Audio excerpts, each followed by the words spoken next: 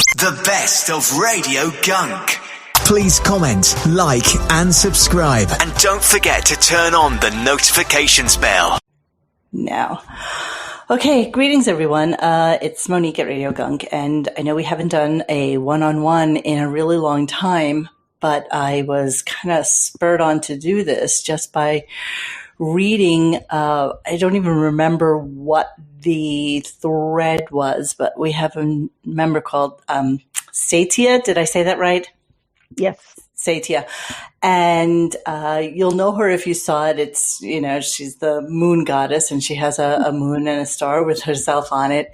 And I'm not sure what the thread was, but she was talking about the fact that she had been kidnapped when she was younger.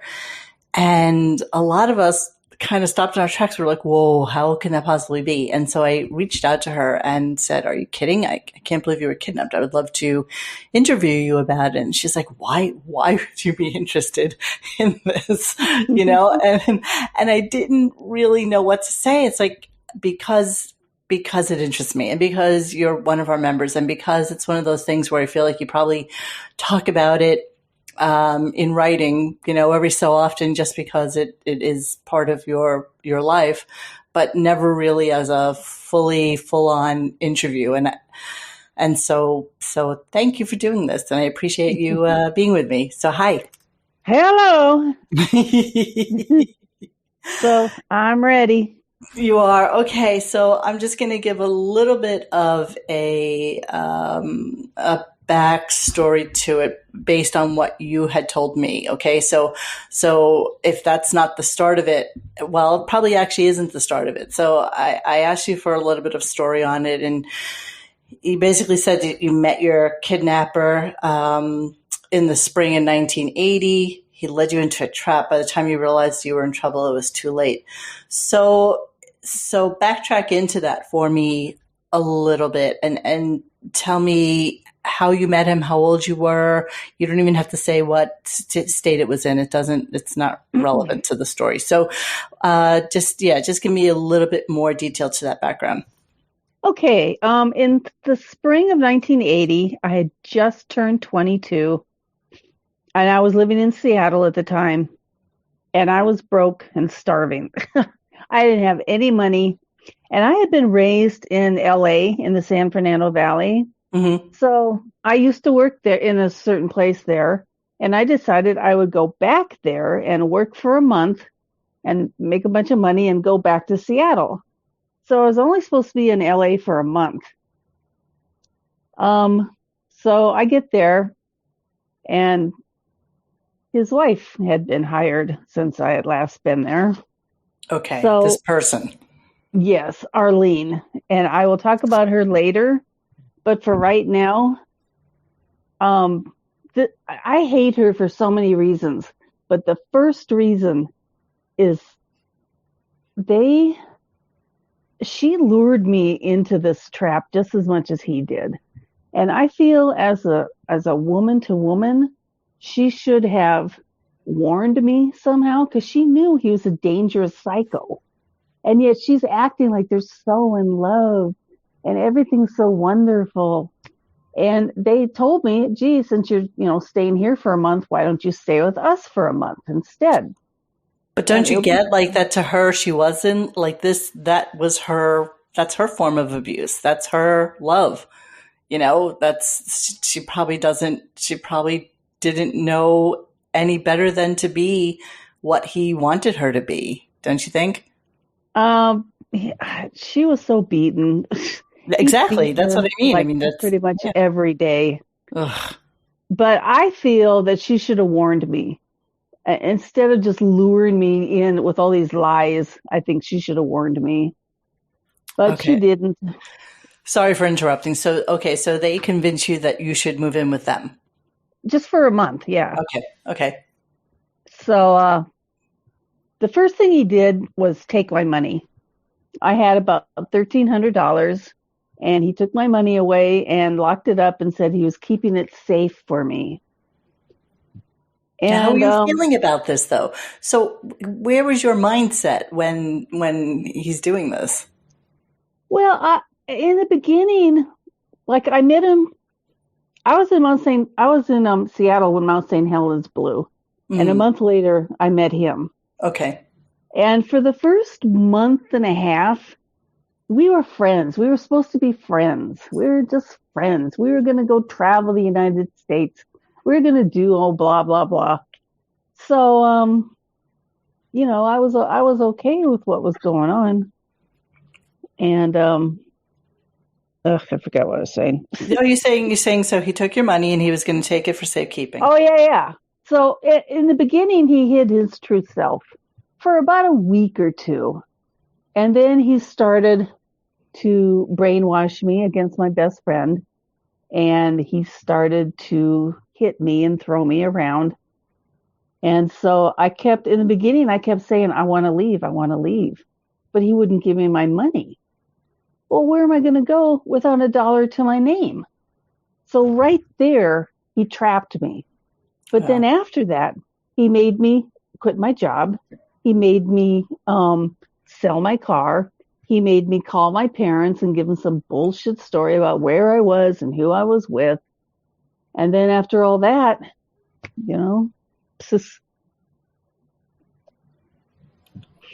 How long? Well, between the time, okay, so of course my obvious first question is, okay, so you had no money, but couldn't you, run to a pay phone, call your parents and say, shit, I fucked up. I didn't realize I needed help until August. See, in July, he allowed me to go to the Renaissance Fair. He allowed me to go to a Queen concert, and he allowed me to visit my best friend. So in the very beginning, I still had some freedom. But after one by one, he just took away everything that I had that would give me some sort of independence. And he allowed me to send my mom flowers for August 2nd. And then after that, nobody heard from me until May 1981. Wait, I'm sorry. So August of 80 through May of 81. Yeah. You basically were held prisoner. Yeah. By then, yeah. Because in July, he asked me to stay one more month to be as a favor to him to watch the kids. So I agreed to stay. Oh, so he had children as well. Oh my God. There's 3 young children. How old? The youngest one when I got there was 3, almost 4. The 2 older kids was 8 and 11. And he was so physically abusive with every one of those kids. It was a nightmare. I mean, he would make stuff up and then he would beat you for it. Yeah, he would just make up a lie. Like one time, to mind fuck the kids, he told them that there was a pair of scissors missing and that he knew they had it. So they had until like 1 o'clock in the afternoon to return the scissors, or he would beat the fuck out of them. Well, they didn't have any fucking scissors, so they had to sit there in terror hour after hour waiting for that one time. Knowing fully well they didn't have it and that they were going to get it. Yeah. I mean, that's the kind of shit. Okay. One of the things he used to beat me up for, he didn't like the way I chewed my food. How the hell, what can I do about that? He would literally beat me up because he didn't like the way I chewed my food. I have this image burned into my brain on Thanksgiving, and he had gone and got me and the 2 kids some Thanksgiving dinner, and he and his wife and the youngest one are going to go out to eat. And I just started to open up my little styrofoam thing, and I looked up and he was he was right by the door, just staring at me to see if I chewed my food wrong. That is just a slice of hell. Just a little slice of hell that we had to go through every day. So were you trapped in the house? Like how did this work? We were in a trailer, a 32-foot trailer. There were 6 people in a 32-foot trailer. Trailer is in a home, like a single wide kind of mobile home, or a trailer is in like a truck and... Yeah, that kind of trailer. Jesus. 32 foot. So when he's beating everybody, it's inches away from me.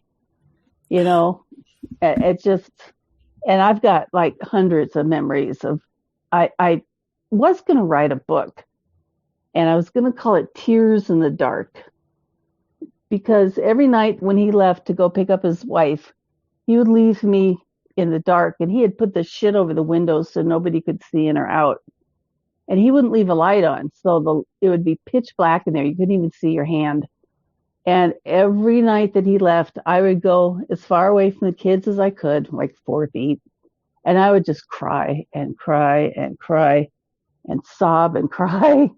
And it kind of breaks my heart to think of this young girl just sitting in the bed in the dark, just sobbing, because I had no hope.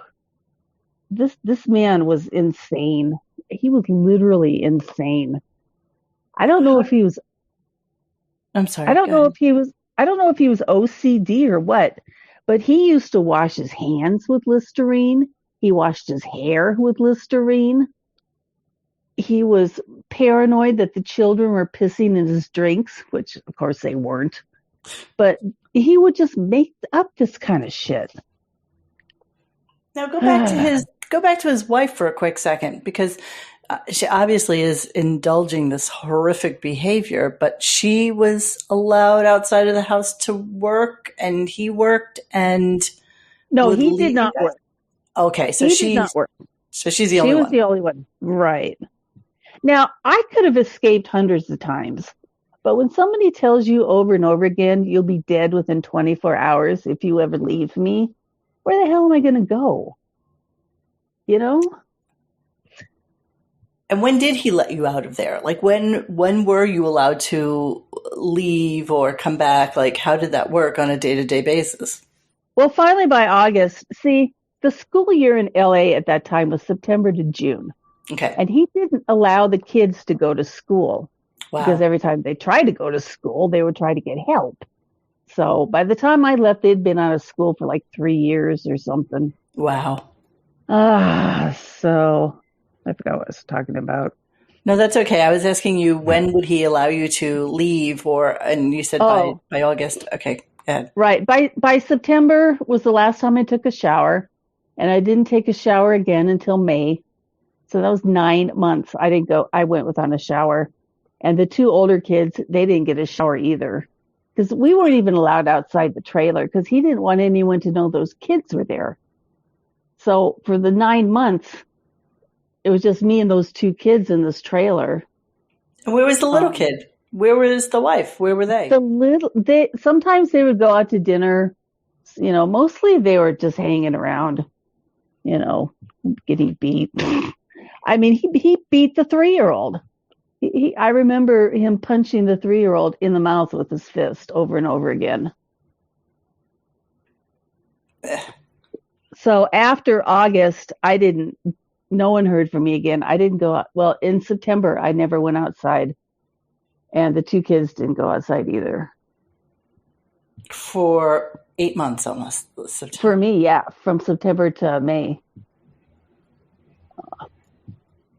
So during those winter months where you're sitting in a trailer contemplating what the fuck to do with yourself, so the fear obviously overcame you in terms of being able to leave, but what fate couldn't possibly be worse than being in that situation? I mean, I just think, and obviously easier said than done, but would it not have been worth the risk to get out of there? I mean, once you knew what the schedule was on a daily basis or whatever?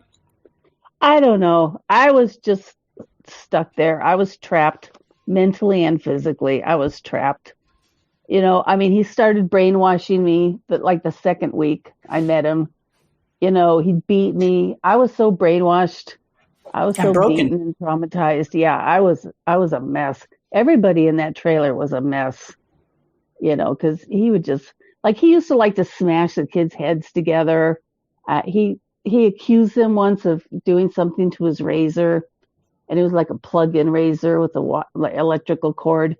So he went and beat the kids with the electrical cord because he thought they did something to his razor. And this was all okay. So, and then the wife, did she not stick up for the kids? Did she not? He beat the fuck out of her daily. I think she got beat worse than any of us. Unfortunately, I don't have any sympathy for her because of the things that I saw her do. Okay, so here's one thing that I saw her do. One reason why I hate this woman. One reason. You don't need any at this point. Yeah, I have plenty of reasons, but here's one. Yeah. So her son, by the time I left, was almost 5, and he was still in diapers. Wow. They never tried to potty train him ever once. So one day, Bob yelled at Arlene, said potty train him, and he left the trailer. On her own, her method of potty training was to take the diaper and smear shit on this kid's face. Who the hell does that? Bob didn't tell her to do that. She did that all on her own. There was a bathroom 2 feet from her, and yet she smeared shit on Van's face. That was her method of potty training.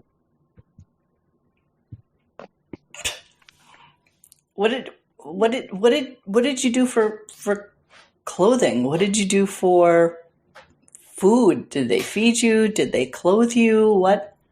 I wasn't really allowed to get dressed because I wasn't allowed to go anywhere, so I didn't have any reason to get dressed. So I just wore a little bodysuit. And that's it. Yeah, oh my God, I can't even imagine how filthy I was. Oh, I can't imagine. All the hair had grown back on my legs. Finally, by the time I took a shower, it took 3 days to get clean because I was so dirty. You were like a fucking caged animal. I mean, I just can't envision in my mind what it would be like to be in a dark room. Like, where are they, like, during the nighttime hours? Was everybody just so fucking scared shitless of him that, you were all just quiet, no TV, no nothing? I mean, nothing. Oh, yeah. Nothing. We tried to stay as quiet as we could so he wouldn't notice us. But it didn't even matter, because he would just make up something and then beat you for it. Like was his wife. Drink? Yeah. No, he didn't drink at all. No. He was just mean. He was psycho. I mean, he would drop something on the floor and fly into a rage. Okay, I need to explain something. I said that he told me I'd be dead within 24 hours if I ever left him. He wasn't insinuating that he would kill me. He was insinuating that all these entities and people on the outside, the mafia, James, Joe, and Perry, all these people had betrayed me and they wanted me dead. So he was telling me that he was protecting me. He was keeping me alive. Because he said the first thing you'll do is either go to your parents or go to your best friend. And then, they've already betrayed you. So within 24 hours, you will be dead. So that's where that came from. And you believe that? In the beginning, when he told me all this crazy shit, I didn't believe him, in the very beginning. And I would tell him, because he tried to tell me my best friend had betrayed me and she was lying to me. And I knew she wasn't. But I would argue with him in the beginning and tell him there's no way. But then he would get pissed off that I didn't believe him. So then he would physically hurt me. So in the end, I just pretended like I believed him so he wouldn't hurt me. And then after a year of this, I didn't know my own goddamn name. When somebody beats it into you over and over again, you just, I don't know. You give up? Yeah, I had no hope. This man was psycho. He doesn't let people go. There's no way. Now, unbeknownst to you or afterwards, because I want to stay in the story until you finally got out, but were people looking for you? Was your best friend looking for you? Your parents? My parents, I have several pages. My mom gave me all her notes that she kept while I was missing because they thought I was dead. Yeah. Yeah, and that breaks my heart. Anyway, so I forgot what I was saying. I was just talking about your parents looking for you and your mom. You said Oh your my mom. God. She talked to the missing persons department. She had incident numbers. She talked to Phoenix, Seattle, LA. There are pages and pages of what this woman went through trying to find me. So yeah, they tried. They could have found me if they really tried because Leslie knew I was staying with Bob, so I don't know why nobody checked him out. Well, that's a curious thing. I mean, do you know for a fact that nobody checked him out, or? I know for a fact that they didn't tell the police. I don't think they told the police about Bob. So nothing ever got done. Did you ever ask her about that after the fact? I no, I didn't talk to my parents about that kind of stuff. It No, just broke my heart just reading it. well, meaning your friend, your girlfriend that they actually allowed you to contact when you first went there. Uh-huh. Like, wouldn't you think that that would be her first thing to be like, oh my God, she was with so and so last time I heard from her. Yeah. I found out something yesterday that disturbed me a lot. I went through, I was going to write a book, so I have a lot of pages written. Yeah. And I was going through some of the pages and I found something that I'd never seen before. So it was very disturbing. But in my mom's notes, the pages and pages of notes, and on one page, she said something about Valencia trailer. Leslie told her I was in the Valencia trailer and I was at Camping World in Valencia. So they wrote on her multiple pages, Valencia trailer. And then a couple pages later, she actually wrote Bob, his wife, and his son, and the lies that he told me he was like a federal agent or something. So they had the information in their hands, but they didn't know it. Oh. But me reading that is extremely upsetting. I would like to ask my girlfriend, which I'm still friends with, why? But I don't want to bring that up. I don't want to blame her for anything that happened. I just can't blame her.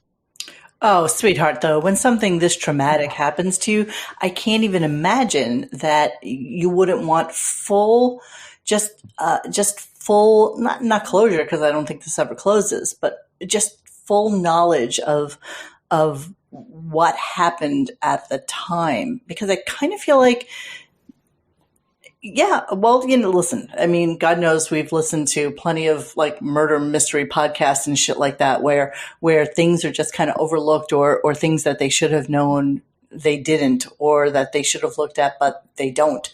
And, I feel like it happens pretty much all the time, that just that smallest thing in a myriad of things just kind of falls through. And, thank God. I mean, okay, so we're going to get to that at some point, but so I'm just kind of curious about how or what kind of things like went through your mind. I mean, it's like being in prison in solitary confinement, except, Yeah. you're getting the shit kicked out of you by the fucking I would have been inmates. better off in prison. Exactly. You would have been behind a locked door where Yeah. you can't get at.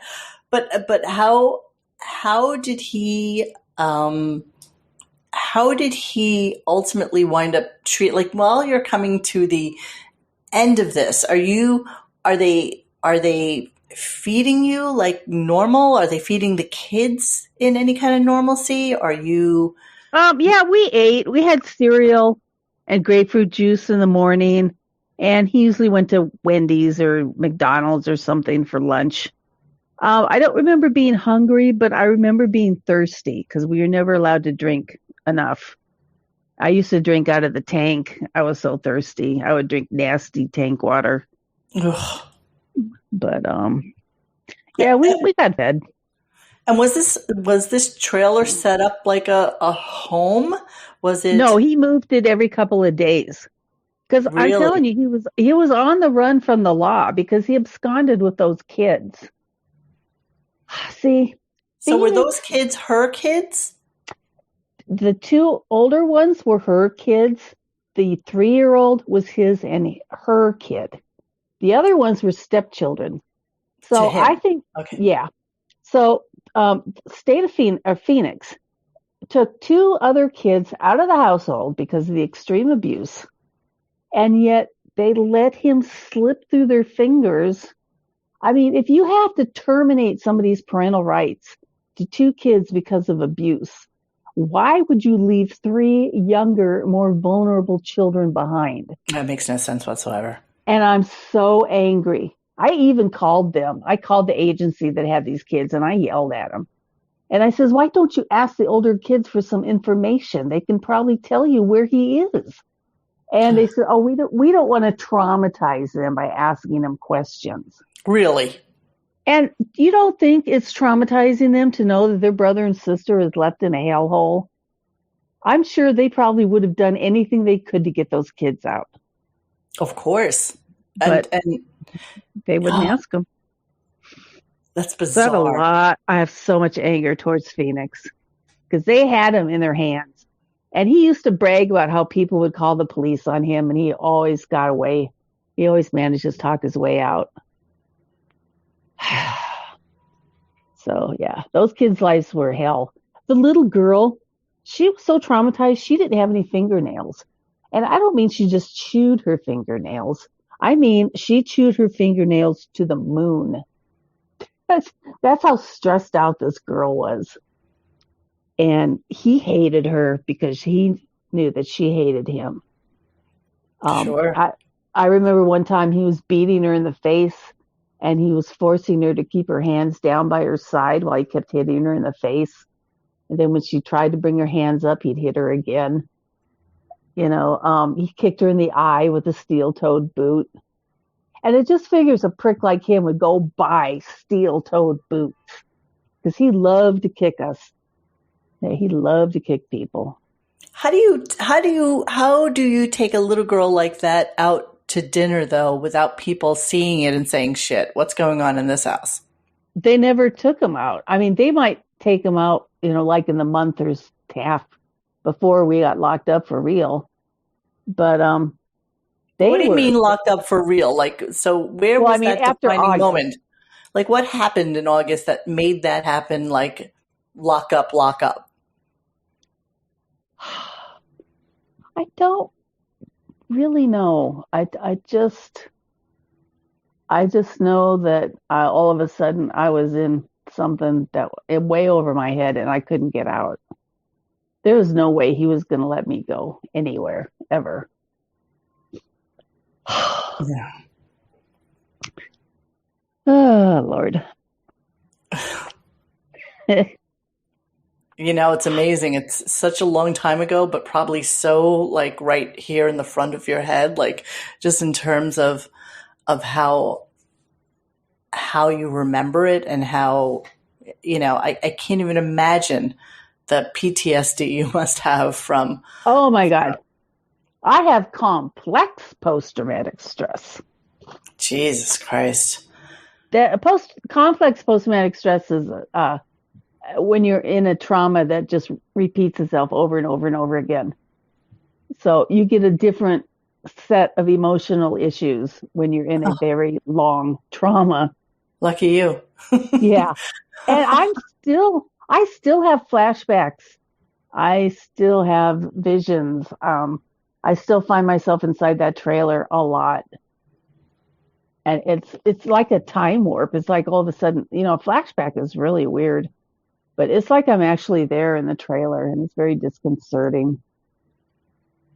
And how do you get yourself out of that? Like, how do you get yourself out of that headset? I never did. Yeah. I mean, I was beaten into submission like everybody else. I just did what I was told. I did what I had to do to survive. Like everybody else. Yeah. God, that I can't even imagine the trauma that is. And well, it's so much worse watching somebody be beaten than it is to have it done to yourself. I don't Well, know why, especially but when they're children as well. I mean, I can't even imagine. yeah, I mean, seeing a 3-year-old getting punched in the mouth over and over again, and he's literally inches away from me, so I have all these burned into my brain images of violent child abuse, and it's a nightmare. I mean, Do you ever it's think still a about nightmare. taking a knife and just like shoving it through his head? Ha! I have fantasies of shooting him with a gun, starting on his legs, moving up to his balls, and then finally getting him in the head. I actually bought a gun after I escaped because I was so afraid of him. I was so afraid he'd find me. So I bought a gun. I was ready to shoot him. If he had found me, I would have shot him. Oh, 1,000%. I can't even imagine Yeah. that you wouldn't have. Yeah. It's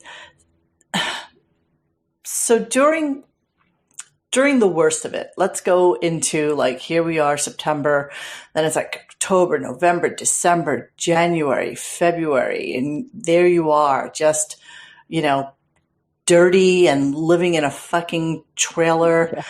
and, thinking your life is basically going to be this. And at your worst and at your worst place, did you ever think about killing yourself? Like, did you ever think, Constantly. yeah, Constantly. I was constantly going back and forth, trying to endure this violence or willing to kill myself. And yes, that goes towards the last day. The last so, day I have never discussed on a message board.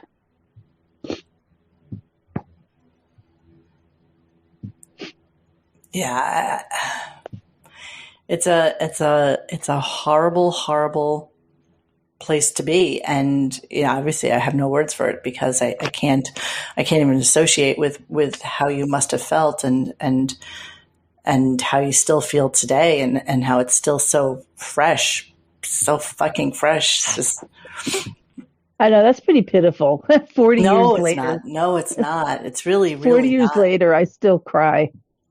It's really not. It's not. I But mean, compared to other people's trauma, like, I remember sitting in a corner crying hysterically because my parents were fighting and it was like no big deal. And, these are things I can remember like it was yesterday. And it's literally like you getting a fucking hangnail, compared to what you've gone through.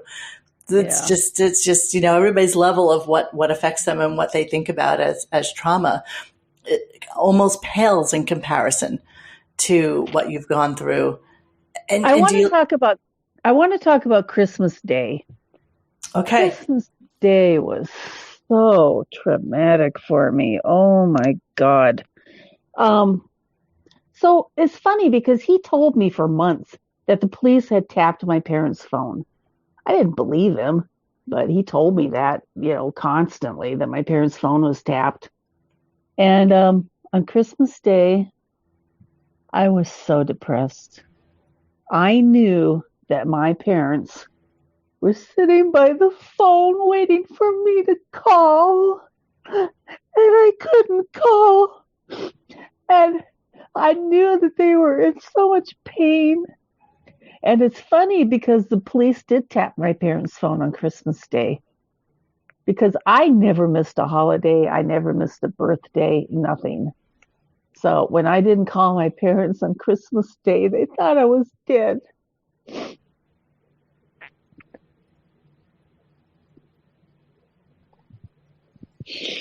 And Bob got mad at me because I was so depressed.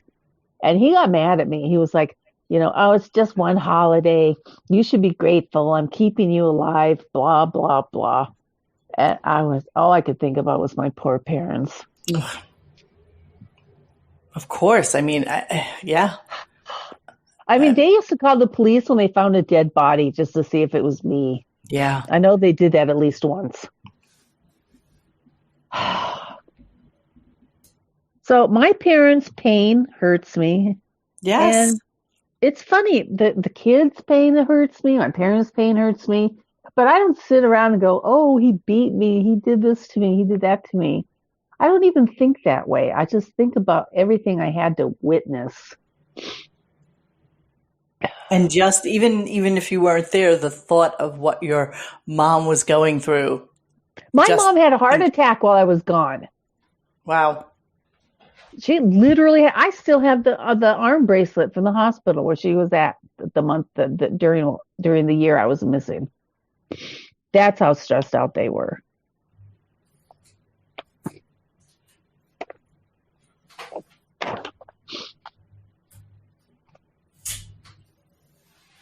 Now going into the new year, did you ever I mean, obviously before you escaped, and I want to hear about all of that, but what was your resolve at that point? Were you plotting a way to get out of there? Were you just thinking that this was a fait accompli? This is your destiny, and this is how you're going to be, living the rest of your fucking days. Well, I knew he wasn't going to just let me go. And he brainwashed me against everybody that I would turn to for help, except for one person he didn't know about. He was a very close friend of mine, and he was living in Long Beach at the time. And I fantasized about calling him for help because I know if I did, he would have been there in 10 minutes. He would have driven 100 miles an hour to get to me to help me. And he was used to fighting, and he was used to fighting men. But I was afraid somehow that he and Bob would somehow confront each other. And I was afraid that Bob might kill Guy. And he would hurt him, right? Yeah. So I never contacted him for help, even though I fantasized about it. I didn't want to drag him into this mess and endanger his life. Did you have any opportunities, though, whatsoever to contact your parents whilst you were in the midst of this lockdown that you were under? No, I just I didn't do any. I didn't even think about doing anything. I was just trying to survive. There's no way he was going to let me go because he wasn't that type of person. So do you feel like you were more trapped mentally than you were physically, or equal, or one or the other? I think it's pretty equal because if I had tried to escape him and he had caught me, he would have beat the fuck out of me. I would even know what he would have done to me. I really didn't think about escape because this man knew where my parents lived. He knew where Leslie lived. He knew where everybody lived. So where am I going to go? He'd had me brainwashed against everybody, including the police. So I just didn't feel I had anywhere to go. But I was still. You didn't really think to yourself, well, if I went to my parents or if I made it there, that if he ever showed up, they would just arrest him? No, and most of the time we were so far away from everybody, and he had taken every penny I had, so I didn't even have enough money for a collect phone call. I couldn't even contact my parents, and we were nowhere near them. We were at least 45 miles away. So no, I didn't feel there was any hope of escape because I'd seen what he'd done to Arlene. I've seen what he did to everybody. There's no hope in my heart whatsoever. I had no hope. Did Arlene ever try to leave? No. He used to beat the fuck out of her every night. When she got home from work for some reason, he always beat her. And he would scream at her every night to leave, get out, leave. But she knew better. She knew at one time she tried to leave. He's going, "Where are you going?" She goes, "You just told me to leave." "You're not going anywhere." And that was like the same time when I kept asking him for my money back, he wouldn't give it to me. And if I know now what I knew then, I would have left. Fuck the money. But I didn't know any better. I kept wanting to get that damn money back. Ugh. Well, I can't even imagine that was still on your mind. I don't know. I mean, yeah, I don't know. And then when you looked at kids that had been recovered from kidnappings, like a Elizabeth Smart or something like that, did you ever think, God, I know exactly how she feels. Like I know exactly what she went through. And I can't relate to her kidnapping as much because it was nothing alike. But the women that were kidnapped by Ariel Castro, do you remember that story? I do. Yes, I do. They have books out, and those people I can relate to because even though they were there for years and years, they pretty much sat on a bed for their entire time, just like I did. I just sat on a bed. He used to beat the fuck out of them. Our captivity was very much alike. It was just the way I was kidnapped that was different. But yeah, I read those books and they triggered the hell out of me. Oh, I can't even imagine. Yeah. Gosh.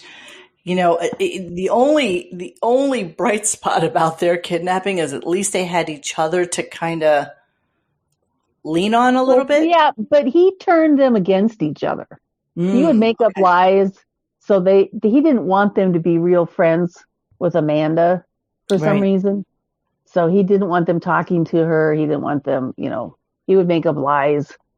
So yeah, they were pretty isolated, even though they were all together. They're still Wow. pretty isolated. It amazes me that this still happens in our day and age and how, nobody is kind of set off or thinks about it. But if, like you're saying, he's going from like place to place with that fucking trailer, how does one keep up with him? How does one, get a lock on him so that they could come after him? Like, how would they Yeah. do that? Well, they couldn't. Yeah. If they had contacted his parents or something, I don't know. There's so many things they could have done that they didn't. Yeah. Well, another, socially horrific human being who's not working, obviously, and the kids aren't in school, so there's no real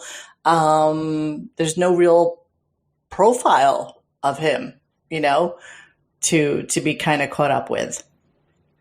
You mean like a criminal profile? No, not a criminal profile. Like meaning, oh well, this guy, we're on the lookout for this guy, and we just saw him at the, Sunoco station or something. Or, the kids aren't in school, so there's no, I saw the mom or the kid, and obviously, if they have bruising or scars on them, and there's no following it. There's no breadcrumb trail. Well, not with him, yeah, because he knew how to keep on the run. Right. And, but he has these kids who basically aren't going to school for 3 years. Yeah. What are you guys doing with yourselves every day? Well, I turned into fucking Picasso. Believe it or not. Me and the kids had a little drawing contest one day, and I drew a Snoopy, and it looked pretty good. So I started drawing cartoons from the newspaper and other things from like coloring books and stuff. And they are so in detail and so good. My brother actually accused me of tracing them, which is an insult because who goes around going, "Oh, look what I traced." I Howard didn't Stern trace does. it. Yeah. Full swing around, full circle. So, I don't know. So you drew. I drew and the kids drew. That's all we had to do. We played cards and we drew. And I would draw for hours and hours and hours. So I had Did they even know how to read? Did they know anything? Did they have any They kind of? didn't have any books to read, but Bob wouldn't give them anything.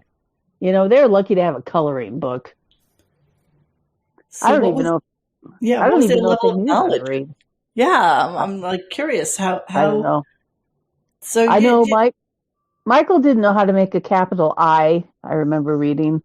They couldn't count past like 100. I mean, it was just a nightmare. And there's no way they were going to let that 5-year-old go to school, because he's going to start. So I don't know what he did. I don't know what happened to that kid. I don't know what happened. I just know I escaped the devil. I escaped a devil. So let's talk about that. Let's talk about how you escaped. What happened? Oh, What God. led you there?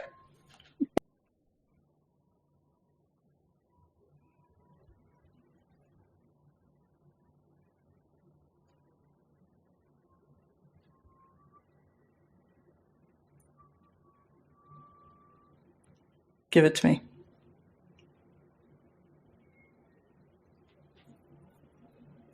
Oh my God, I lost her. Right in the middle of the goddamn story. 44:58.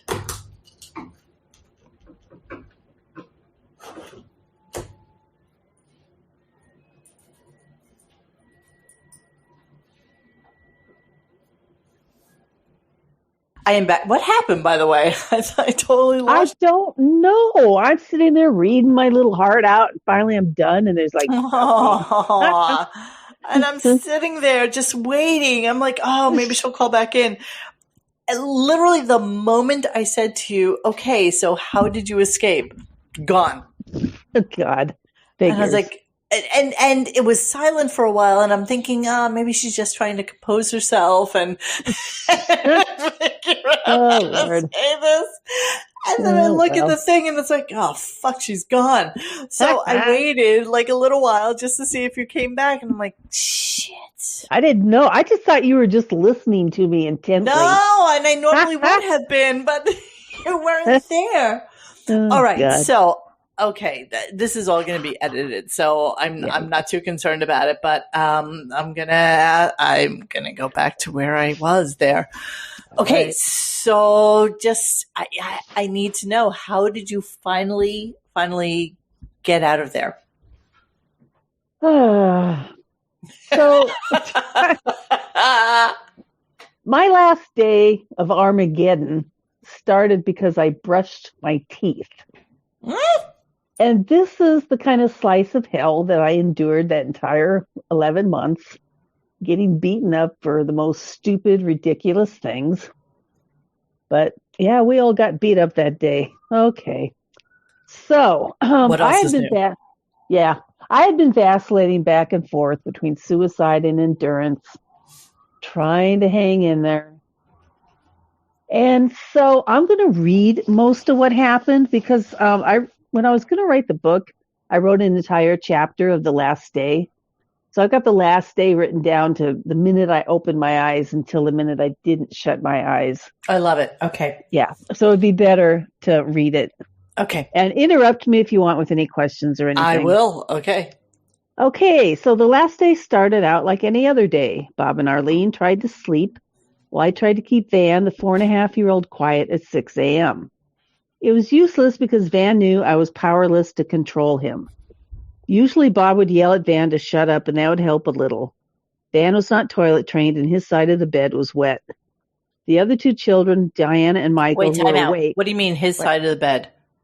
You slept? Well, because we two people had to sleep on a tiny little like twin bed. So there's the two other children, they were sleeping in the tiny little bed, and me and Van were sleeping in the tiny little bed. Okay. So around 9 a.m., Arlene got up and fixed breakfast for us. After we ate, we sat on our half of the bed and stayed as quiet as we could so as not to attract Bob's attention. Bob, Arlene, and Van washed up and brushed their teeth in the kitchen sink. I asked Arlene if we could brush our teeth, and she said after they left we could. I don't remember where they went that day, but brushing our teeth was a big deal and something we looked forward to. Well, how often were you able to brush your teeth? Sometimes 3 days would go by before anyone would take the time to let us. But what does that mean by let us? Like, well, you couldn't just get up and brush your teeth. You had to have permission to brush your teeth. But what do you mean by? But I mean, if a whole day is going by, like, would he ever leave during the day? And then would you think to yourself, now's a good time to shower or brush my teeth or something? No, we weren't even allowed to go to the bathroom when he wasn't home. Fuck. So okay. Brushing my teeth was not an option unless I had permission, and I had permission. So while they were gone to take care of their business, we quietly took turns brushing our teeth. Around 1 p.m, they returned. When Bob went into the bathroom, he noticed there was water backed up in the bathtub. The tank was full, so when we brushed our teeth, it caused an overflow. There were dirty bags and a trash bag in the bathtub. Bob freaked out. He asked me what I did, and I admitted we brushed our teeth while they were gone. When I told him Arlene said we could, he became unglued. He backed her in the bathroom and punched her in the face a couple of times. She screamed that I was a liar. Bob asked Michael if Arlene did say we could brush our teeth, and he confirmed it. So Bob punched Arlene a few more times. Then he told me to get up and look in the bathtub to see what I had done. Yeah, by the way, fuck Arlene at this point. Okay, just saying. You don't even know yet. When I walked past him on the way to the bathroom, he kicked me in the groin. When I returned to the bed, he punched me on the back. Arlene was screaming about how much she hated me. Yeah, Arlene flipped out. She was screaming, I hate her. I want her gone. I don't care what happens to her. Get rid of her. Yes, please do. Thank you, Arlene. Yeah. Please do. And then she said something that finally pushed me over the edge. I don't remember exact words, but what she said was that from then on, she was going to start to physically assault me as well. Oh, joy. Yeah, and you know how vicious women are. She'd pull my hair, she'd bite, she'd scratch, she'd kick, and I wouldn't be allowed to defend myself. So my mind just went snap. I was like, no, hell no. I'm not having two people beat me whenever they fucking feel like it. I'm just not doing it. Life is no longer worth living. Today is the day I'm going to die. So I sat on the bed and watched Bob and Arlene freak out. I went numb inside. For several months, I had vacillated with the idea of suicide. I got through the crisis many times, but this time I broke inside. I watched Bob calmly with no more fear. What's this? Are you there? Yeah, no, there's I'm on the 42nd floor and all noise comes into my apartment. So that's just some random truck outside. Okay. Sorry. So I watched Bob calmly with no more fear. I thought, this is it. You're never going to hit me again. You'll never see me again. I couldn't wait for him to leave so I could kill myself and end the torment I'd suffered for 11 months.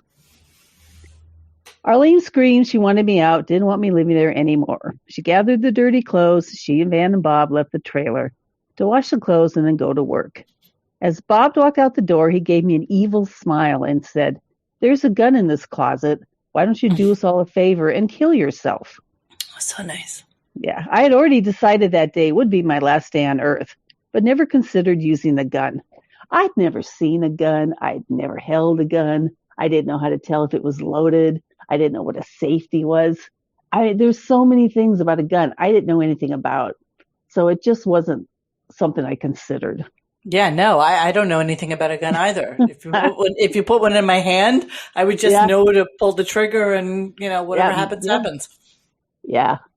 So my suicide tools were a bottle of rubbing alcohol, because I read someplace if you drink rubbing alcohol, you will die, and a packet of double-edged razors.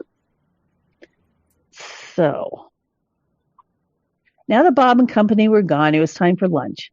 So I fixed the kids' lunch, and I deliberately didn't eat or drink anything because I thought about the rubbing alcohol and how it might be better to be on an empty stomach.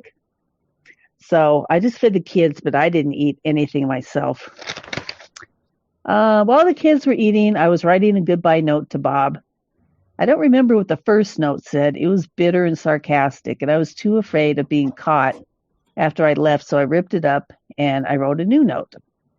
I remember saying, I'm going to a place where you can never find me. I told him I was going to kill myself and asked him to give my belongings to my parents.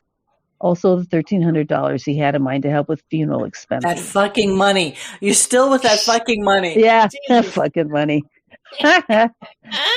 If I'd only known. Jesus. The bane of your existence with him was that fucking money. Think about it. Amazing. All right. I'm sorry. Go ahead. So I told Michael and Diane I was leaving. I didn't say I was going to go commit suicide, but they were very frightened at what Bob would do to me when he came home and found me gone. Yeah, I know. He probably couldn't wait to get home, to think he was going to continue what he'd started already.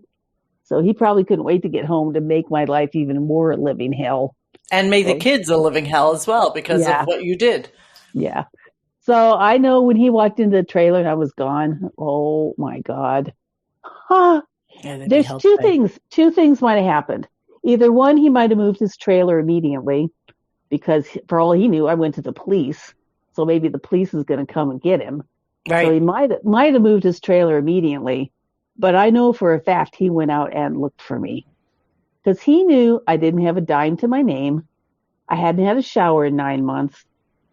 I didn't know anybody. I didn't even have enough money for a phone call. But see, he probably went to the left. See, when you Wait, you have to come back. You have to come back to it because at this point you haven't left yet. So you're just writing a note. So I want to know. Yeah.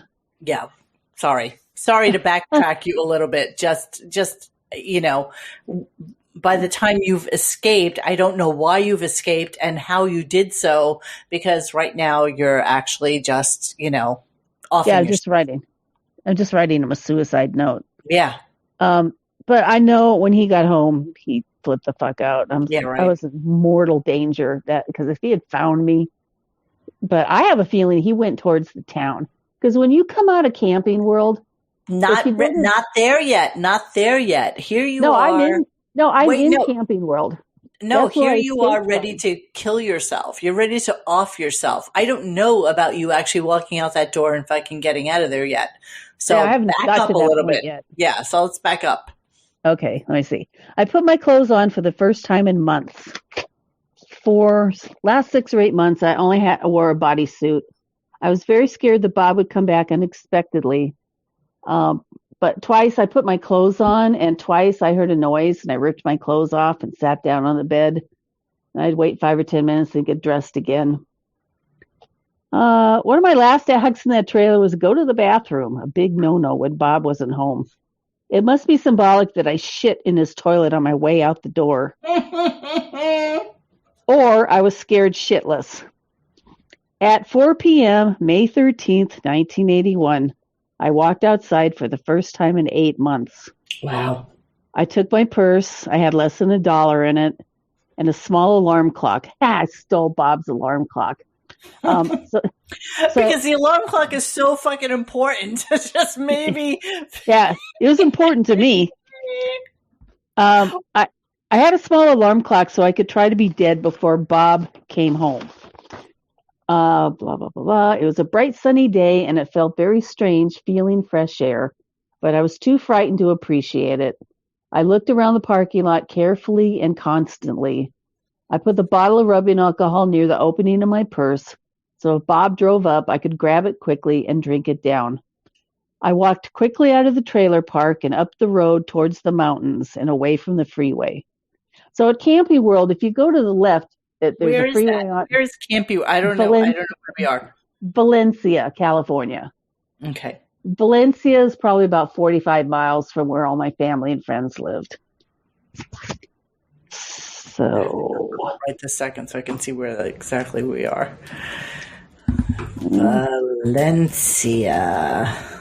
Valencia Camping World. So it's close to Six Flags. Okay. Yeah. I know exactly where you were. Okay. So I walked towards the mountains away from the freeway. I looked behind me every few seconds. After walking no further from my bed to the bathroom, the length of a small trailer for 8 months, I tired quickly. Also, I was walking uphill on a deserted road. Time out. I'm sorry. So were you already still planning on killing yourself, but you just wanted to get out of the house to do so? Right. I didn't want to do it in front of the kids. Gotcha. Yeah. And so I knew if I walked up this way, there would be, deserted area. Right. Let me see. I walked for what seemed a long time, looking for the perfect secluded place to accomplish my goal. I found a place with lots of trees off the road and down and out of sight. I could see part of the road from where I sat, but I was invisible to anyone driving by. I brought out the clock. I think I had it figured out that I had to be dead by 6 p.m. Why? Because that's at what time he'd be home. Okay. He had taken his wife to work, and he would be home by 6. I took out my razors and rubbing alcohol. Let's see. I was more scared of what would happen when Bob came home and found me gone than I was of dying, so I wasted no time in digging in. I cut, slashed, wiped off the blood, cut and slashed some more. I wiped the blood off onto my pants. I don't remember being bothered by the pain, just driven by the minutes ticking away. Since I had some spare blades, I changed them and used and reused them all. At least twice while I was doing this, a male jogger ran a few feet above me. Luckily, he never noticed me. I was a bloody mess, but was not dying. As I was getting desperate, I pulled out the bottle of rubbing alcohol. It took some nerve drinking that stuff. I gasped and tried to breathe. I hoped the death would be quick and painless. After a few minutes, I could tell I wasn't dying, so I forced myself to drink some more. After trying for a couple of hours to kill myself, I had to admit defeat. I was terrified. I had no money, nowhere to go, not to mention I hadn't had a bath or shower in 9 months, and I knew Bob was out there looking for me at that very moment. By now, it was dark and cold. I didn't bring a sweater because I was supposed to be dead by then. I had been told by Bob that the police had a warrant out for my arrest, so I didn't feel I was safe anywhere. Let's see here. I left my spot under the trees and walked further up the road away from where I came, away from the freeway. I walked like a zombie, except I was crying hysterically. My pants were covered with blood. I didn't know where I was. I didn't know where I was going, and I didn't care. One car passed me. The same car passed me twice. I remember looking at the driver, crying, but didn't flag him down, and he didn't stop to see if I needed help. Finally, I came to the end of the road, and there was a house there. I saw cars and lights, but couldn't bring myself to go up to the house and ask for help. I was self-conscious about my filthy hair and body, not to mention bloody. They had a dog, and it started barking at me. Finally, a guy and a girl came out of the house and said, "Can I help you?" I looked down at my bloody clothes and arm and looked back at them. They were very concerned and helped me into their house. These people were frickin' saints. They Oh, I'm sure. they actually let me take a shower in their. They let a total dirty stranger take a shower in their bathroom. That was the You know first what? shower. Honestly, if I looked the way you probably looked at that point, I too would be like, "Oh my God, come in here. Let's get Really? you." Yeah, absolutely. Absolutely. I don't You're a know. female. It's not like you're like some, scuzzy guy that looks like they're Yeah, on meth. yeah, You're a woman, a 22, 23 young years old. woman. Yeah. Yeah, bless them. They let me take a shower. So since I already they called the crisis line to try to figure out what to do with me. Since I'd already tried to commit suicide, they told me to call the police and the paramedics. So they show up, paramedics, my wrist looked like hamburger meat. I sliced the fuck out of this thing, but you can't kill yourself with double-edged razors. They don't Yeah, go no. deep enough. So all I did was make a big, huge hole in my wrist. That's still there.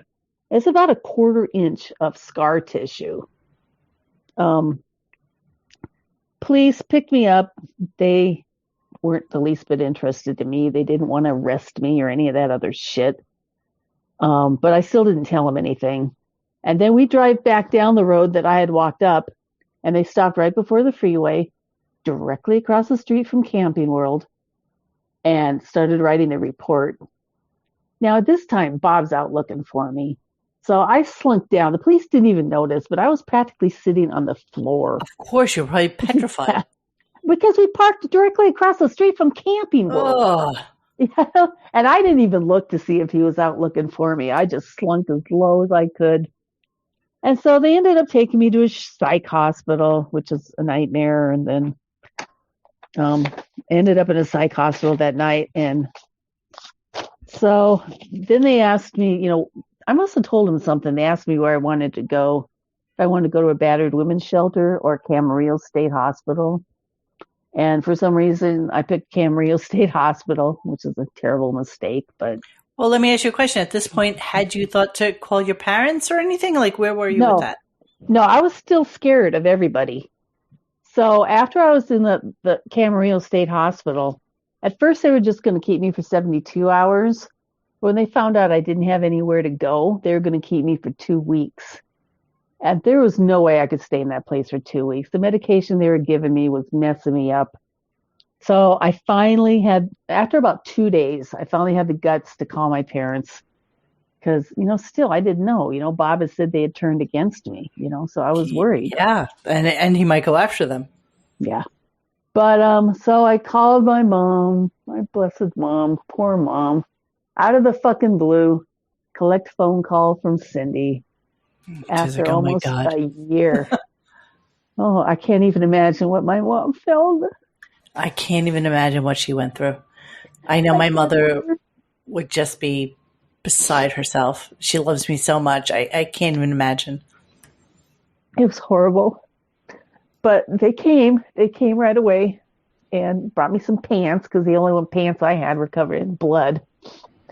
I was all fucked up on the medicine, but I tried to tell him what was going on. I don't remember what I told him, Yeah, right. but I know one thing. So we had to go to a court, talk to a judge, try to get me out of there earlier than the 2 weeks. And so they did, and I went home with them, and I was home for 1 day. And I got on a Greyhound bus the day after that, and I left California. Why? Why did you leave the house after one day? Because he was looking for me. He knew Yeah, where but my weren't the parents police lived. looking for him? No, I didn't go to the police. I didn't go to the police. I was afraid of them too. I didn't go to my best friend. I didn't go to my parents right away. I didn't go to anybody. I was scared of everybody. That's what brainwashing does to you, especially after a year. And they gave you no kind of psychological treatment or help or anything at that point. At that psych hospital, the only thing they did was give me a bunch of meds I had horrible reactions to. They thought a lot of what I was saying, I was It was like bullshit, deluded. and they were just trying to calm you down. Yeah. But they didn't believe. They thought I was, delusional with all the things I was saying. They didn't realize it wasn't me that was delusional. It was Bob. Yeah, right. But yeah, after I got home, I left California in 24 hours. I was gone Wow. and ended up in the Midwest. And after I got a little bit settled and I felt like a little bit safe, I alerted the child. They were called the child abuse investigators back then in Iowa. And I had a friend get a hold of them for me. And I must have told him enough information that they were able to check out my story before they came and talked to me. And that was the first thing this lady said. We've investigated your story and we know you're telling the truth. Really? Yeah. So And did so that feel good to hear? Like that you felt validated that what you've been saying all this time was actually true? I don't know if I felt validated. I was still traumatized. You're still fucked up. Yeah, right. Yeah, I'm a mess at this point. I'm home for 1 day and I leave, and I left to go to a place I didn't know anybody. I had $200 to my name and a couple of suitcases. And I'm trying to redo my whole life. God. So it was rough. I don't remember what I was saying. It was rough. It was rough. But yeah, so I eventually got a hold of the child abuse investigators and they were able to, like I said, investigate my story. They already knew all about him because of the two other children that had been removed from his care. So I don't know. What? I don't know, my mind just keeps going blank. Well, okay, let's not go blank. So at what point are they going to go after him? Like at what point is there enough information for them to start searching for him and go after him? Once I notified the investigators, because and for some reason, she met me in a car. She drove to weird. me and met me in a car, which is weird. But I Yeah, sat there and I told her everything. She knew I'd been kidnapped. They knew, what the children had endured. They knew everything. Ugh. So what happened? Tell me. Well, I don't know if anything ever really happened. Wait, what do you mean you don't know? How do you not know? How do you know Nobody how? contacted me. Nobody ever contacted me to like testify against him. Nothing. Nothing. Like I said, I called the people in Phoenix and I bitched them out and tried to get them to talk to the two older kids and they refused. So, Did you ever Google it? I mean, how do you, the I know you problem want to was, put it aside and behind you, but how do we not make him pay for what he's done? well, I know they put out an arrest on both the East Coast and the West Coast after I turned him in. I just don't know if and when he was ever caught. All he needed to do was get a speeding ticket, and that'd be the end of everything. Yeah. But I don't know. I never found out. Nobody ever told me. So I never found out. I don't have an ending to this story. I don't like that you don't have an ending to this story. I'm not going to lie, because I want vengeance for you. Like I want him to have died in a fucking car accident or one of those, or I want those children to have been taken away from him. I want that fucking cunt face wife of his to have finally left him, because she was abused as well. So I'm sorry for calling her a cunt face, but I wanted there to be some sort of closure. Oh my God, fucking closure. How are you not, how are you not Googling this every goddamn day? Like, the trouble is, his name is so common, it might as well be John Smith. Lee Jones, right? I get it. I've tried to Google him. Nothing comes up. His name was Bob Williams. Do you know how many thousands of Robert Williams are in the world? Fuck. There's no finding him, and I will not hunt the children down. Oh, I would. I'll do it for you. No. I at this point, they're in their 40s and 50s. And I don't know what they think about me. I don't even know if they remember me. Oh my God, they remember you. If you remember them, they remember you. Well, I was there a year, so I'm pretty sure. I don't know whether... Pretty sure that torture was enough to last a fucking lifetime. You know? And can you imagine the fact that, okay, you were able to escape after a little bit less than a year. Can you imagine living with this fucking monster for the next, 8 years or whatever, or 10 years until they finally ran away? You know, I wouldn't blame them for running away and moving to some, homeless kids shelter in like Portland or something. You know what I mean?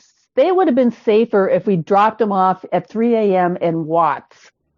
Yeah. Yeah. They would have been safer there than where they were. I'm actually genuinely upset that we have no closure on this. Not gonna lie. No. I don't dare find the kids. I don't know what they think about me. Maybe who cares what they think about you? I would love for you to allow me to actually do the Google research for you and find out where these kids are today. Their names were also extremely common. Okay, don't even mention them. It doesn't matter. We'll move past that. But you know what? I feel like if your story was out there, I definitely think you should write a book about, I can't do it alone. I need someone to help me, and I don't have anyone to help me write this book. Well, you know what? You just need to listen. You have a shit ton of notes, right? You know exactly what it is you want to say. You could almost write it like in almost like a diary form, you probably have enough memories of it to be able to do it on here's 11 months of my life and here's how it went down. And, if you're super honest with yourself and super honest with how things went down while you were there, it would be an incredibly compelling read. It's so funny, when I lost you before, that you people aren't going to know this because I'm going to edit it all out, but I lost you, and then I was on the phone with Xavier, who I run the forum with, and I was like, God damn, her story is so fucking compelling. It's like, I need to finish it today. I can't believe I lost her while I was online, because it is so compelling. He's like, you know what? I don't even want to hear it. I don't want I don't want to hear this. I have like my own shit going on in my life, and I don't Not a happy story. I was like, no, but I really want to tell you. He's like, no. I do not want to know. I do not want to know. And I get that. I get that, some people will be incredibly addicted to hearing what you have to say. And some people will be incredibly not repulsed, but like just, you know what? This is not my fucking problem. Don't make your problems my problem. And I get that. I get both sides of it. It's too hard to listen to. It's not a happy story. It is not a happy story, but I needed to know it because and like I said to him, I was like, I've never in my lifetime known anybody who was kidnapped. I'm like, have you? He's like, no. I'm like, okay, so this is why I need to know, because this is something that if I was a listener to this as, I'm going to put it out as a one-on-one. So it's really just meant for people on our forum. Others listen to it, so be it, but that's okay. It's one of those things where as soon as you said I was kidnapped, I was like, oh fuck, I need to know everything about this. Like I needed to sit in a dark fucking room with you, unshowered, for months on end, and understand what that must feel like, because I can't imagine that anybody else on our forums has ever experienced anything like that.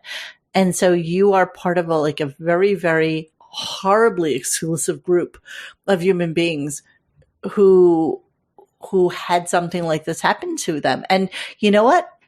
I would thank God that it wasn't, like some of these women, like we were talking about that idiot before, that it wasn't 10 years or 12 years and you had a baby and, and you're living with your fucking child with this monster. You know what I mean? Yeah, but at least Ariel Castro didn't beat the little girl. They didn't have to sit there and watch him. That's true. And there's that other case of that guy in Vienna, was it? That they made that movie basically out of, where the daughter, his own daughter, was that for 30 years or something. Yes, his own daughter was in the basement with her child that she sired from him, and the mother, who was living upstairs, had no idea that the girl was living downstairs. And it's like, I feel like that's like a weird, almost Nazi kind of thing. I went for the first time in my life to a concentration camp about 4 years ago outside of Vienna. And, here's this pastoral, beautiful, gorgeous, gorgeous town. And up on the hill, high up on the hill, you see this thing, which was, a horrific concentration camp. I don't think maybe I was at Buchenwald. I can't even remember what it was right now. And I'm thinking to myself, how did all these people not know? Like, how did these people not smell, what they were burning up there, or know that like torture and death was going on up there? And people just tend to, put things, compartmentalize things and put it like in the way, way, way back of your head and just, live your life without thinking that other people are being harmed. And it's just a weird phenomenon that most people have the ability to not see like what's. And I would so love to meet another kidnapped victim. Now, I've read all the books. There's like a ton of books of women that have been kidnapped, and I've read them all. And maybe you should publicly speak about it. I think that maybe, this is just Monique bullshit talking to you, but I think that maybe in vocalizing it on multiple occasions, maybe vocalizing it so that it just becomes rote or something that just happened to have happened. Maybe just reiterating it, time and time again would be actually more therapeutic than holding it inside. And I can't even imagine that, talking to college kids or to women's groups or whatever wouldn't be like an amazingly good conduit to making it so so normal in your brain because you talk about it so much that it becomes not as important anymore. Does that make any sense? Yeah. I mean, I think about it constantly every day of my life. Right. But if you talked about it every day of your life, like if you went out and talked to women's groups, if you talked to people about it, if you became like a public speaker about what had happened to you, I think after time, it might become like less of a thing because it's, basically like if the fucking candy bowl is in front of you and you consistently eat chocolate and then all of a sudden you just look at it and it's like, oh, I'm so fucking sick of this. Yeah. Maybe You it's like, desensitize yourself. exactly. That's what I'm trying to say and not really getting it out properly. But you know what I mean though? Like I think that maybe you have something to give back to people to help them understand where they were at, or, people who have been in abusive situations or with children in abusive situations. But I'm still completely obsessed on finding out whatever the fuck happened to him. Like no joke. I'm kind of obsessed with that, and obsessed what happened with the poor baby girl, and was it a boy or girl? I'm sorry, I totally Which lost one? it on that. The littlest one? The littlest one. Yeah, he was a boy. It's a boy. Yeah. Okay. And then we had a girl and another boy. Yeah. Okay. I would be obsessed with knowing what happened to them. Allow me to be obsessed for you, because I would be more than happy to do the research on it and see what happened to them without giving out any other information on air. I would love to help you try and figure this out. And maybe there is some closure that you can get to by either knowing who they are, that they actually, were able to get away from a horrific, nightmarish environment. Maybe he fucking died and that would make things actually better too. Or maybe he killed one of them. Or maybe who knows? I'm surprised he didn't. You don't even know. Yeah. I know. I have no idea what happened to those kids. I have a feeling the youngest one grew up to be an abuser because that's all he knew. He would sit there and play with his little truck while his father was beating the crap out of his mother 3 feet away. Well, you know what? That's really just called, compartmentalizing things so that you don't have to feel the pain. I mean, that's just basically what that is. So, what is he, 5? You can't help that. Yeah, 3 to 4. If you started torturing cats and shit like that, then I would be concerned. But you know knows? what? You didn't know, so it's okay. Yeah. So, okay. And how is your relationship now with your parents? I'm getting the feeling that your mother's no longer with us, or is she no, both of my parents have passed. So, okay. So did you actually wind up having ultimately a good relationship with your parents, or? Yes. Because they thought I was dead. Our relationship changed drastically because we were having problems and issues before he disappeared. Hence the reason that you were out of your house and living in fucking, Okay. So, they, oh shit, I forgot what I was saying. What about your parents and how you were with them after everything that happened? Oh yeah. I mean, my mom became my best friend. We would talk for hours. Great. So, having returned from the dead changed everything between our relationships. So that ultimately is a good thing, right? Yeah. We appreciated each other much more after that. Yeah. So in the big scheme of things, that's a good thing that happened. And then how do you find yourself, like, in terms of relationships since this happened? I never got married. I've never had kids. My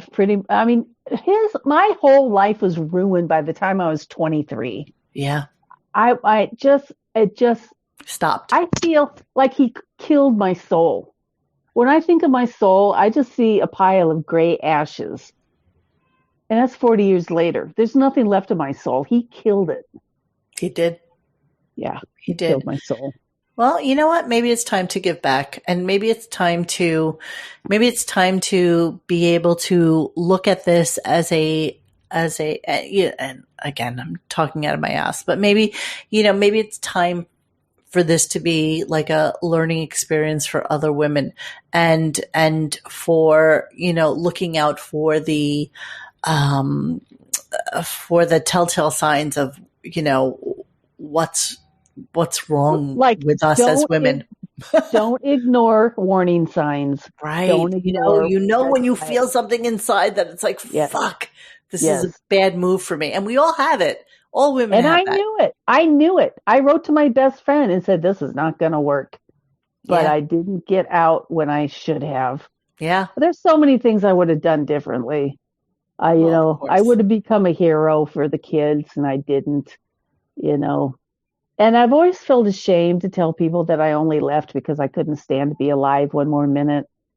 But I read in a book, a trauma book, and it said trying to kill yourself under these circumstances is not a sign of weakness. It's a sign of strength. Because you're not being selfish. You're just trying to. You're taking back control. Right. This is the one and only thing you can control. So this is what you're going to do. And that's how it was for me. This is the only thing I can control. Let's get it done. I can't even imagine what a fucking mess you must have looked like when somebody. Oh my God. Jesus Christ. And then the funny part, the first psychiatric hospital I went to, they didn't even give me anything to eat or drink. I had lost a lot of blood. I cried. I hadn't eaten or drunk anything. And they didn't give me a thing. They wouldn't even give me water. And by the way, that douchebag never came to your parents' house, right? He never came looking for you. Well, I don't know. I was only home for a day. But your parents would have told you if like somebody had come knocking on the door, right? He would knock on the door. He's smarter than that. Right. But now how old was he at the time? 53. Oh wow. So he was older. Okay, I wasn't realizing that he was that much older. Okay. Yeah. And she she was 40, even though she lied and told everyone she was 30. Yeah, of course. She was really 40.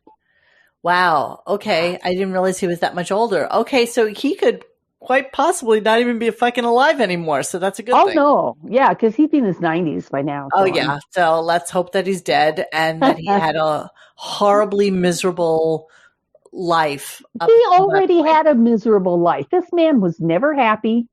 There was no love in this man's life whatsoever. No happiness, nothing.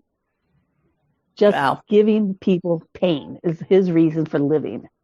Well, you know what? I'm sure that he grew up with that as well. People like that only get it from what they know, right? Yes, his dad did beat his mother. He admitted it. Yeah. So he was like that little boy. He was like that little boy, like Van was, playing with his toy, trying to be invisible. Yeah.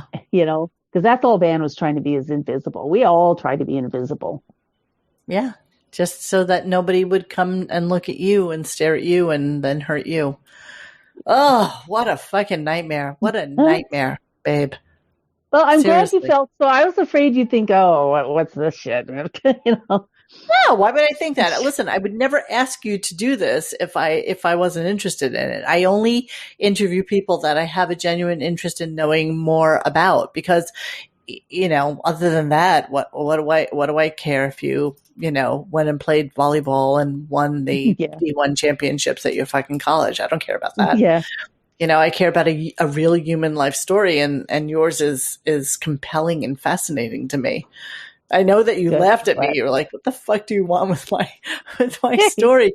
But you know what? You've probably mentioned it amongst the course of both Dog Shed and here about it happening and never really kind of went the next step to actually really talking about it. Right? Yeah, I never talked about the day I escaped. Never. Yeah. That day I would have done so many things differently, and I feel ashamed. And I feel guilty. Survivor's guilt. I feel survivor's guilt. There's no shame. There's no shame in getting away from a fucking animal, from a monster. No. None at all. It doesn't matter what you left behind. You know what I mean? Yeah, but I left behind those kids. Yeah, but they weren't your kids. I know. They had a mother who was there to try and, who was supposed to protect them. And she fucking failed. Not you. She couldn't protect herself. It's not your failure, though. You know what? She went out to work every fucking day. She could have easily gone to work, gone to the cops and said, this man is abusing us and he's kidnapping a 22-year-old. And we have 3 children, 2 of which who have not been in school for 3 years. So, she had the ability to do that and she didn't. And I get fear takes over and is the overarching feeling in life. But at some point, as a mother, and I also have never been a mother, but I would assume as a mother that your main priority is to protect your children. And she fucked up. She didn't do that. And that's not yours. That's not yours to bear. That's not your burden at all. At all. Sorry. Yeah. I wish I could believe that, but well, there's nothing. There's nothing to believe. That's the truth. Yeah. They have a parent. You weren't a parent. You were a victim, and so you were victimized as if you were one of the children. So it's no different. She didn't protect any of you. Yeah, and I get that she was a victim as well, but I have to believe that the overarching feeling or need is to protect your children at all fucking costs. I could be wrong. I don't know. I have no children of my own, but you know what? I have a dog. I'd protect him at all fucking costs. That's all I know from anyone. And so if I feel that way for a fucking dog, I can't even imagine how you can't feel that way as a parent. I think if she had tried to get away in the very, very beginning, she might have tried. She might have, succeeded. But by the time I got there, she'd been beaten down. It was too late. Yeah, the damage had already been done. Yeah. And you just lived that fucking dream for like almost a year. So can you imagine what it must have been like before that and after that?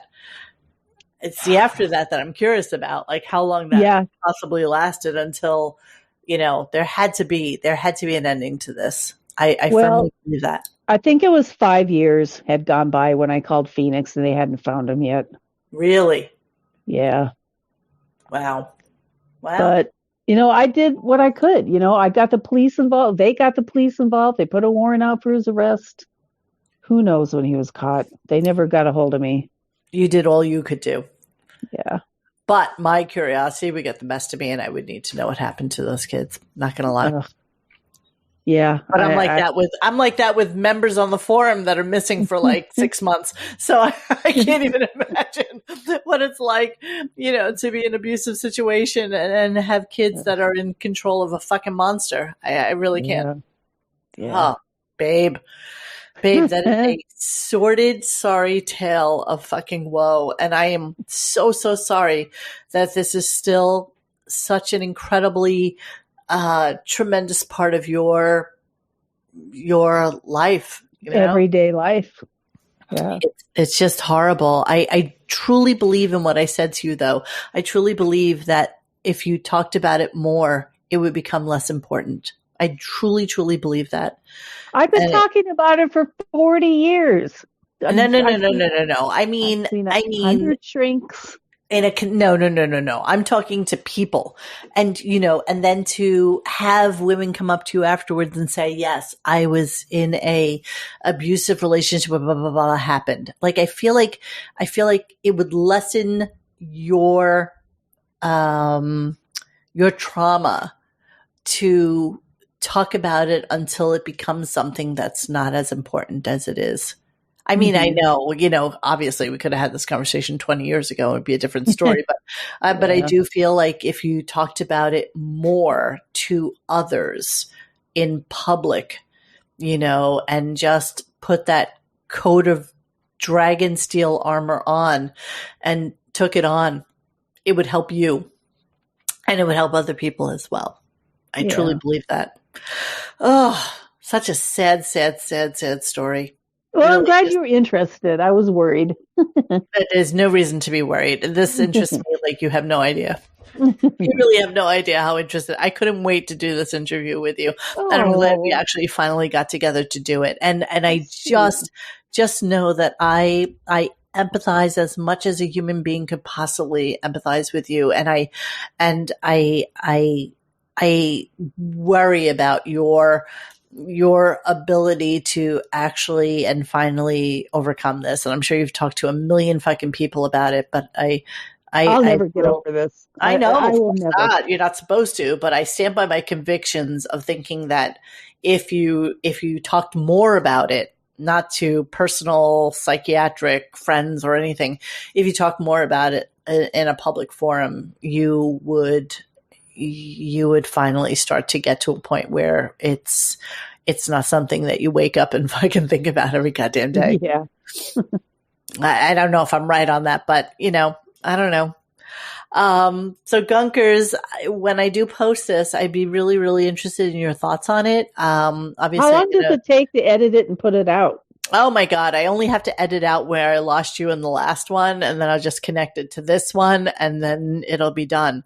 So I'll probably put it out tomorrow night, because, Fridays, Saturdays are usually good times. People are bored and they want to listen to something compelling. And I think this is that. So I am going to start a thread about it, and I'll do that once I post it. And then we can have like a really, open discussion about it online. And if any of you douchebags say anything that I don't like, it will be deleted immediately, just so you know. Okay. All right. Thank you, sweetheart, for having this really open, kind of honest conversation with me. I really, really appreciate your ability to still continue to talk about this. And I do definitely want to talk to you about this offline, so that if there's anything I can do to, maybe help you get some sort of closure on this, I would love to help you with that. Okay. Well, thank you so much. All right. This was great. Thank you. And I really, really appreciate it. So I'm going to end this right now by pressing